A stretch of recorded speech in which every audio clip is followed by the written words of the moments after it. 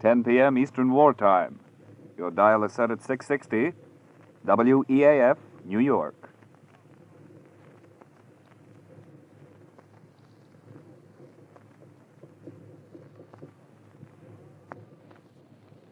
Rinso, R-I-N-S-O, Soapy Rich Rinso presents Boston Blackie, starring Chester Morris.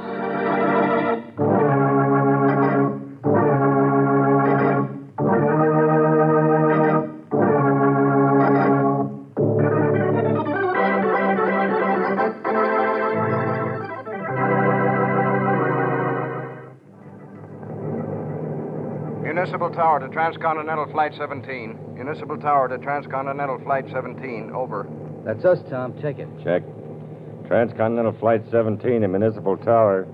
Flight 17 to Municipal Tower. Over. Police instructions. Check and see if you have male passenger occupying seat 24. Passenger occupying seat 24. Wanted by police. Over.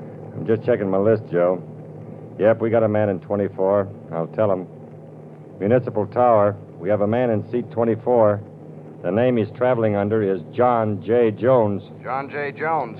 Maybe that's his right name, but the police want him. They know him as Boston Blackie.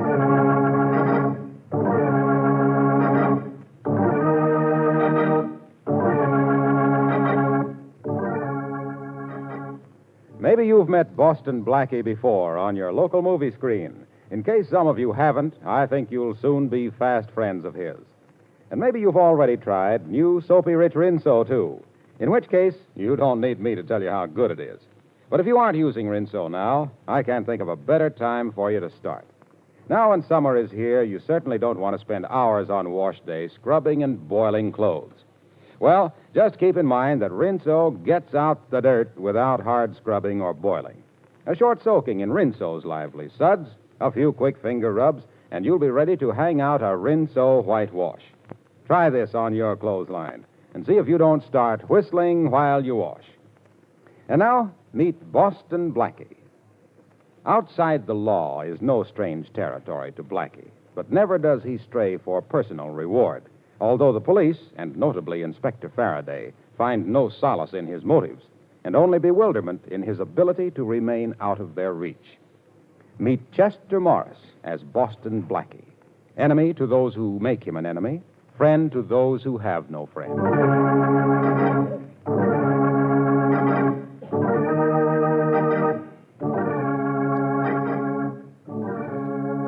You Chicago police have been very cooperative. Thanks a million. Glad to help you, Inspector Faraday. When we send a man to New York, you can return the favor. Glad to. Anytime, Captain.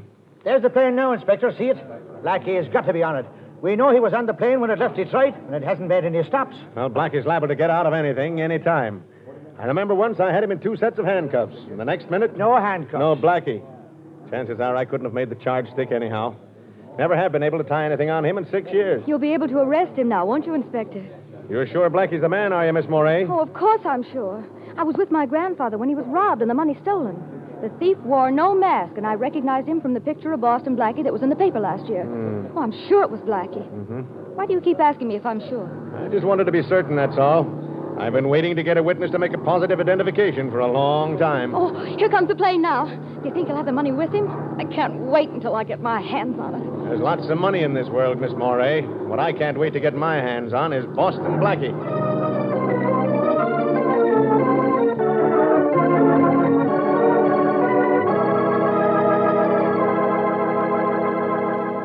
Go ahead in, Miss Moray. I've been keeping Blackie in my hotel room here until our plane leaves for New York. Talk to him yourself. I can't get anything out of him. Go ahead now. Monahan's in there guarding him, and I'll be right here outside the door. All right, Inspector Faraday. Blackie always was a soft touch for a girl. Here's hoping you get something out of him. Oh, Inspector, you'll never know how important it is to me that I do. Hello? He won't say a word, miss. Just sits there like he did all the time the inspector was questioning him. Oh, I'll try. Blackie? Boston Blackie, would you talk to me? About business or pleasure? Maybe a little of both. Detective Monahan, could Mr. Blackie and I go over in the corner and talk? Oh, sure. I don't know why not. I'll stroll out to the window. Would you please come over here with me, Blackie? Why, sure. I've been waiting for a chance like this to have a little chat with you, Miss Moray.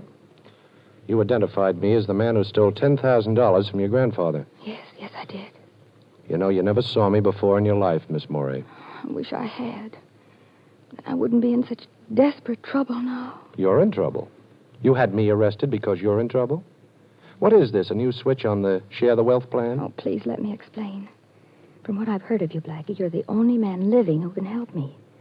But I had no idea of where or how I could reach you. Oh, so you made up the story of my stealing your grandfather's money, huh? Yes, I did.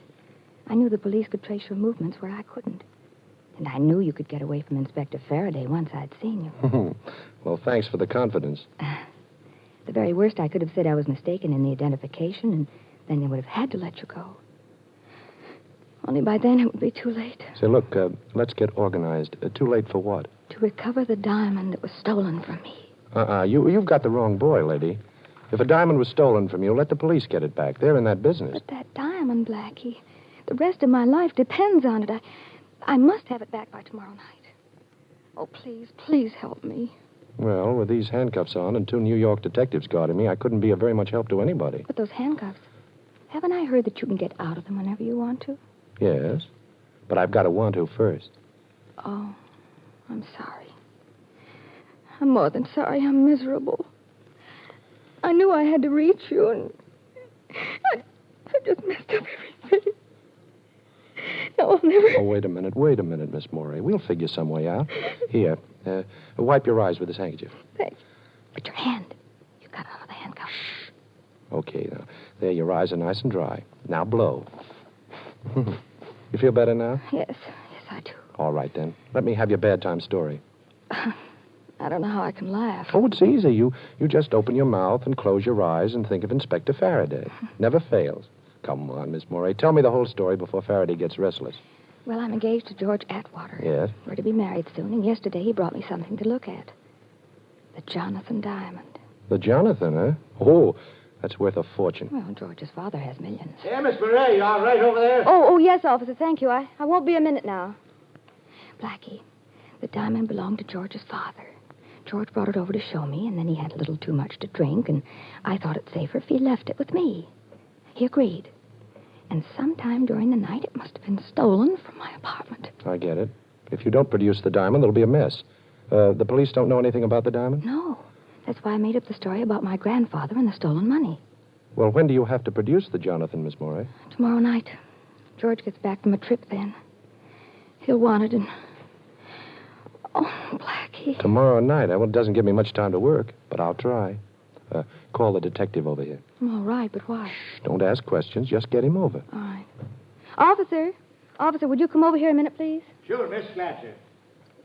Well, did he tell you anything? No, but I've got something to tell you, Monahan. Indeed, and what's that? This. You shouldn't have done that, Blackie. You shouldn't have hit the officer. You sure would have disappointed me if you hadn't said that. Now, listen. I'm going out the window and down the fire escape. As soon as I get moving, you scream for Faraday. Tell him what happened, that I socked Monahan and put the handcuffs on you. Here, I'd better do that now. Faraday's got the key. He'll open them later. There. Now, remember, you finally worked this handkerchief from around your mouth and screamed. Have you got that? Yes. Oh, Blackie, please remember that getting back that diamond means my marriage and my whole life's happiness. Okay. Well, I'm going to New York, and I'll do my best. If I get back the diamond, you get married. You know, I wouldn't be surprised if instead of Boston Blackie, from now on I'm known as Chicago Cupid.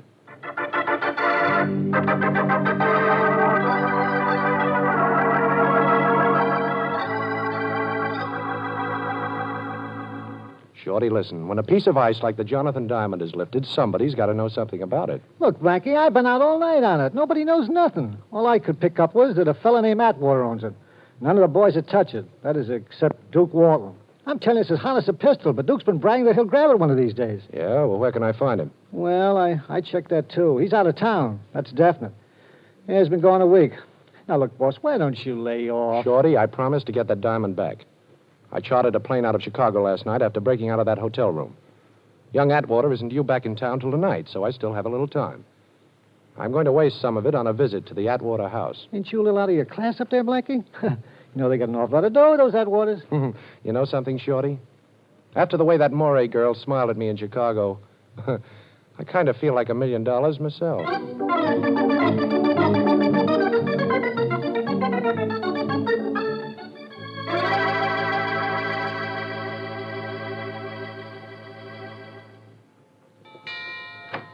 Yes, sir? I'd like to see Mr. Atwater. Who shall I say is calling, please? Mr. Jones, Mr. John J. Jones. Mr. Atwater doesn't know me, but you can say it's about his son. About Mr. George Atwater, Jr.? That's right. He's in, sir. Would you like to see him? George is in? Well, I certainly would like to see him. When did he get back? A little while ago, sir. He returned earlier than we expected. Come this way. He's in the library, right here. Shall I announce you? No, thanks. I'll go right in. Very good, sir. Hello there. Mr. Atwater? Yes, I'm George Atwater. Who are you? Well, my name is Jones, Mr. Atwater. John J. Jones. I'm a friend of your fiancée's. Oh, a friend of Lee's? That's right. And if you don't mind, I'd like to ask you a question. Sure, go ahead. Well, the night before last, when you left Miss Moray, you were a little, Oh, what do you mean, a little? I was a lot. Well, I don't mean to be personal, but did you stop off anywhere on your way home? No, I got a cab and came right home.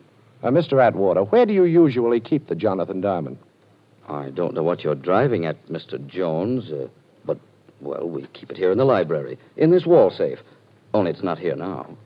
Would you open the safe for me, please? Well, now, Mr. Jones, you're a perfect stranger to me, even though you are a friend of Miss Moray's. Well, you could hardly expect... Oh. So this is a holdup, huh? I'm sorry I had to pull this gun on you, Mr. Atwater, but I want to see that safe. You don't mind if I lock the library door, do you? I do mind, but I don't suppose that matters. Not a bit. There we are. So the Jonathan was kept in the safe, huh? A combination, Mr. Atwater, and keep your hands where I can see them. Sorry, Mr. Jones. I seem to have forgotten the combination. Well, I haven't time to make you remember it. Oh, the safe doesn't look too tough. Come over here where I can watch you while I go to work on it. All right. There's nothing inside the safe, but go ahead and open Quiet. it. Take that watch off your wrist and put it in your pocket. It's making too much noise. I can't hear the tumblers drop. Come on, take it off. All right. I think I've got the first number. Now for the second one. This box of yours is pretty simple, Mr. Atwater. In fact, it's about the most unsafe safe I ever saw. There, that's the second number, all right? Do you want to be a good boy and tell me the last number? No?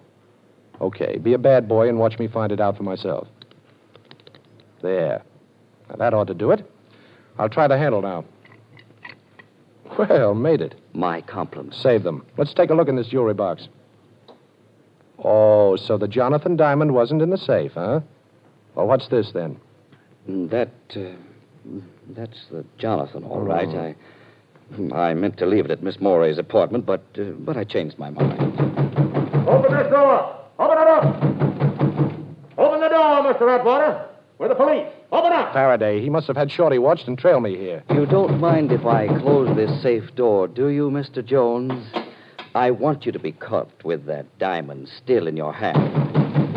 Well, this seems to be my day for unexpected visitors. Now, keep away from that door, Atwater. You don't scare me. I'm going to open it. I'm coming. I'm going.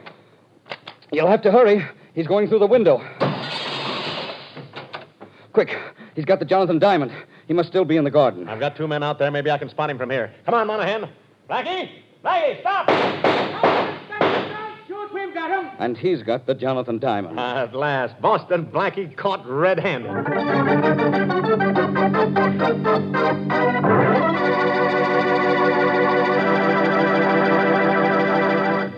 Well, it does look as though Blackie is in for it now, but I have a hunch there's still plenty of action coming up. And shifting from Blackie to Whitey, that is Rinso White, I'd like to tell you about a completely different kind of action, the kind you get with Rinso suds in your washer. Yes, those Rinso suds are so peppy and lively, they get your clothes sparkling white and bright with as little as a 5-minute run per load.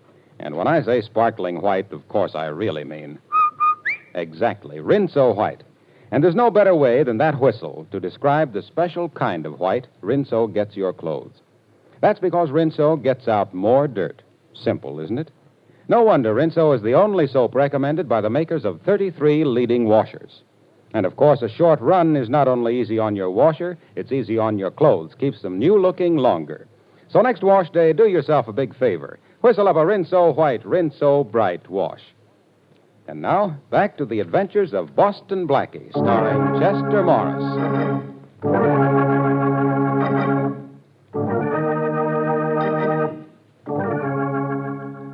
How do you like ourselves, Blackie?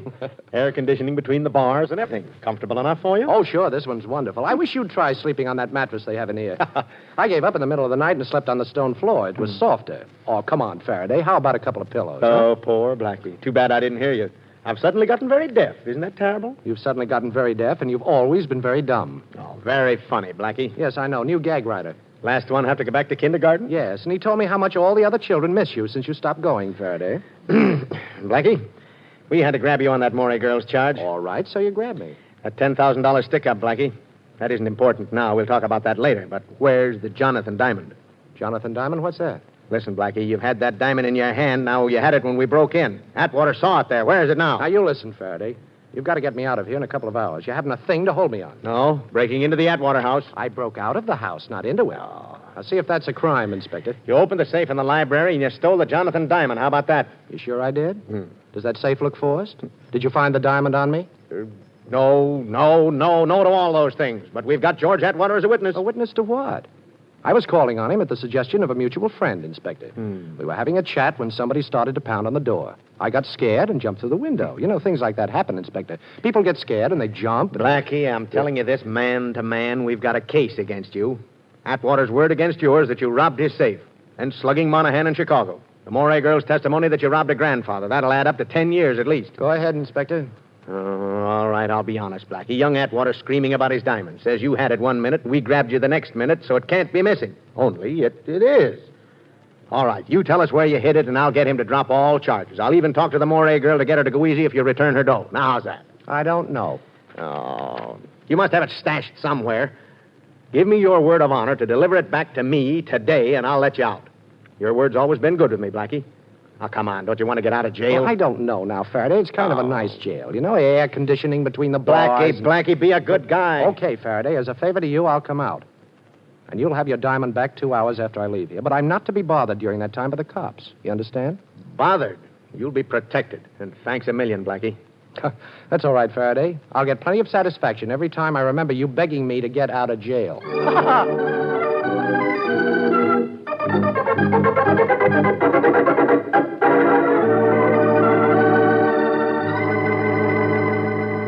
Hello? Miss Morey, this is Blackie. Can you talk? Oh, yes, of course. Nobody's here.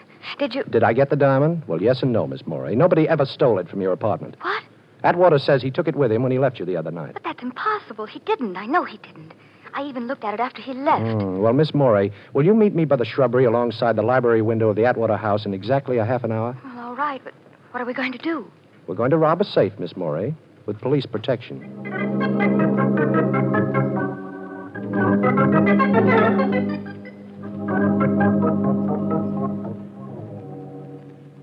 Keep that flashlight steady, Miss Morey, please. If we're lucky, the safe won't be locked. Why not? Because nobody knows I put the diamond back in it when the police pounded on the door.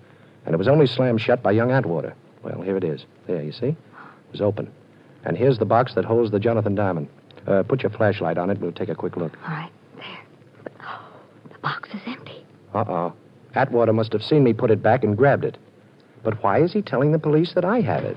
And see that I'm not disturbed. Quick, that's Atwater now. Put out that flash and get back of these drapes. Hurry. All right.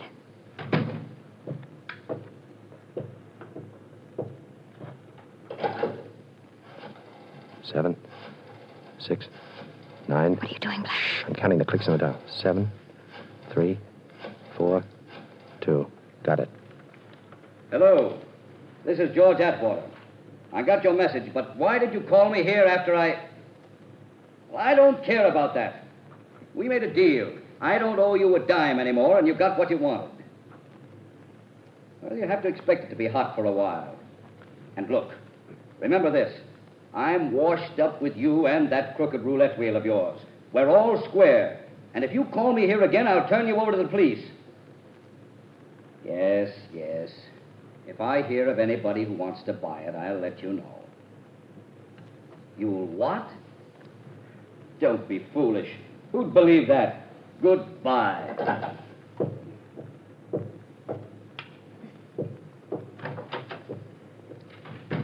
I think I understand everything now, Miss Morey, but I've got to find the man Atwater just called. How can you? He didn't mention any names. No, but I counted the clicks as he was dialing that number. If my ears haven't let me down, I can call that number, too. Anyhow, I'm going to try. You think that man has the Jonathan diamond? Yes, I think so. But you don't have to worry about it from now on. You won't be blamed because it was missing from your apartment. But you're in a mess now, aren't you? Well, yes, kind of. You see, I promised Faraday that he'd have his diamond back in 2 hours, and I can't keep that promise. Well, I hope the OPA hasn't put a ceiling on tempers, because if they have, he'll hit it.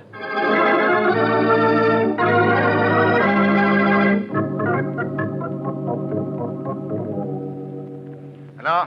Police headquarters. Inspector Faraday, please. Just a minute. Faraday speaking. This is Blackie, Faraday. Your time's up, Blackie. Have you got the Jonathan Diamond? Well, no, Inspector, I haven't. You're stalling. Now, Blackie, you've crossed me for the last time. I'm going to have a dragnet out that'll have you down here before you know it, and you're going to stay in jail this time. Yeah, but, Inspector, listen, He wouldn't listen, Shorty. I've got to work extra fast now. Gee, Blackie, look, if there's anything Hold I it, can Shorty. I'm going to try that number Atwater called.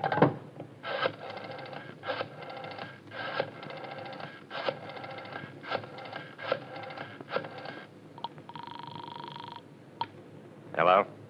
Hello, Atwater told me to call you. Yeah? Who's this? I've got cash I'd like to trade in for something you've got. Atwater says that... Atwater says, huh? Okay. I'm in an old house, 632 West 100th Street. First door on the right as you come in. Get here fast and we'll talk business. Okay, bye. Worked, eh, Blackie? I don't know. It was a little too easy. Come on, Shorty. We're going up there to get Faraday his diamond. Unless his dragnet gets me first.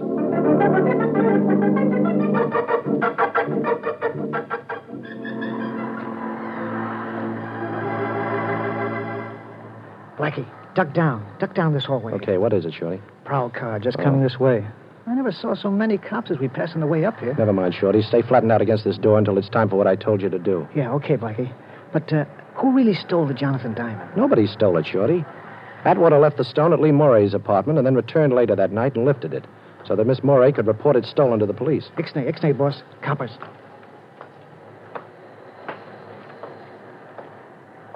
Okay, now. Look, boss, why did Atwater want the Dane reported? So he wouldn't be involved. This guy I called up, the one who lives in this building, has something on Atwater and wanted the diamond as his price for clamming up. Atwater had to get it for him, see? Oh, yeah, I get it. He stashed it in his own safe until he could reach this guy and turn it over to him. Only you opened the safe before he could do it. And he had to figure out a new story, huh, boss? Sure. All he had to tell the cops then is that he was afraid that Jonathan wouldn't be safe at the girl's apartment and that he went back in to get it. Oh. I thought it was pretty cute when I put the diamond back in the safe, but Atwater must have seen me. Well, wish me luck, Shorty. And don't forget what I told you to do. Yeah. Okay, boss. Quick. Come on, it's okay now. So long.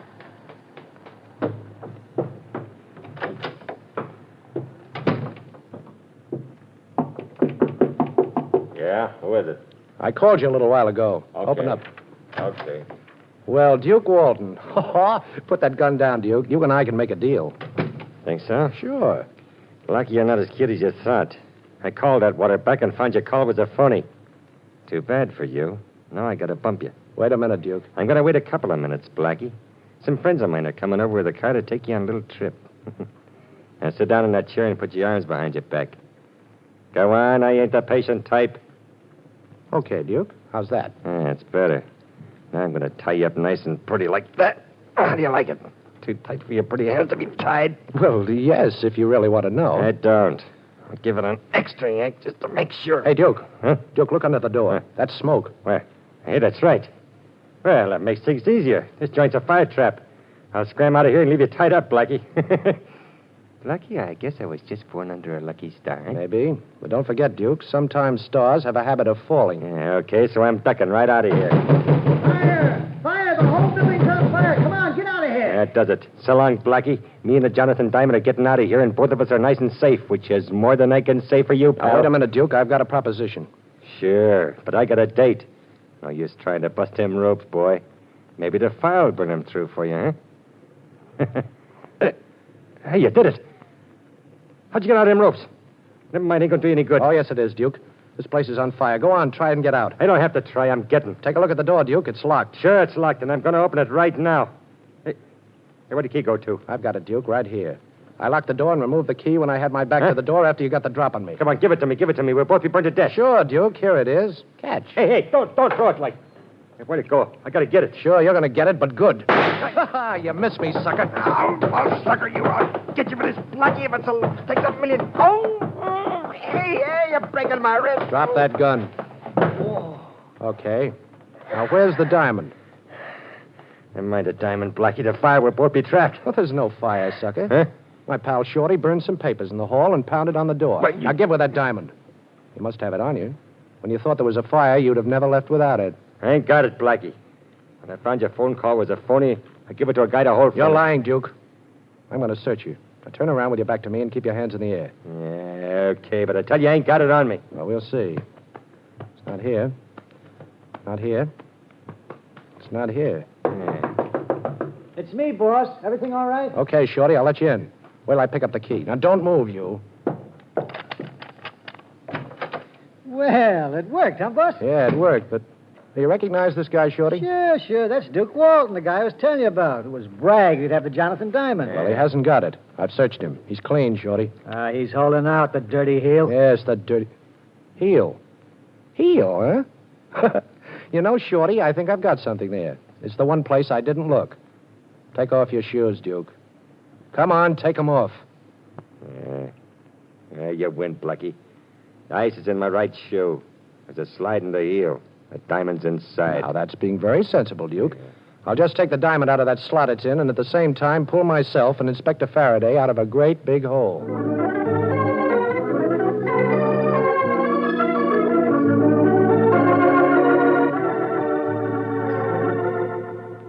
Well, it's bargain day, Faraday. You've got your diamond, and I've got Miss Morey. Right, honey? Well, for a while, Blackie. Then I've got to go back home to Wisconsin. Oh, well, can we go now, Inspector? Okay, Blackie. Go ahead. Beat it. You're in the clear. Only remember this. You make one slip, Blackie, and as sure as my name is Faraday, I'll be on your neck. You'll be on my neck, huh? Okay, Inspector, but before Miss Morey leaves for Wisconsin, I hope I'll have her there for a little while first.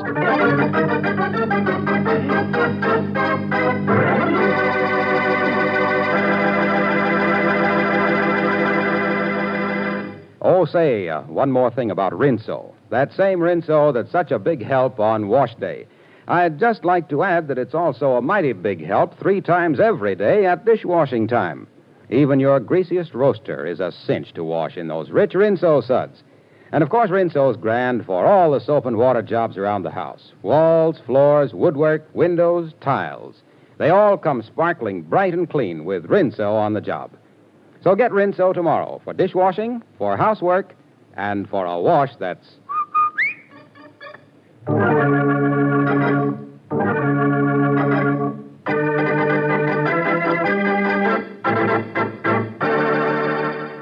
And now a glimpse at next week's adventure of Boston Blackie. I won't do it, I tell you. I can't do it. But, Mr. Manletter, it's the only way your business can be saved. I don't care about that. If the only way it can be saved is by risking the life of my friend Boston Blackie, well, I'd rather it were lost. I won't ask Blackie to keep that appointment. I don't even want to know about it. All right, Mr. Manletter, if that's the way you want it. I'm going out and try to raise the money.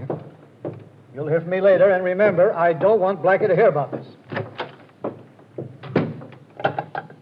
Hello, Mary. Get me Boston Blackie.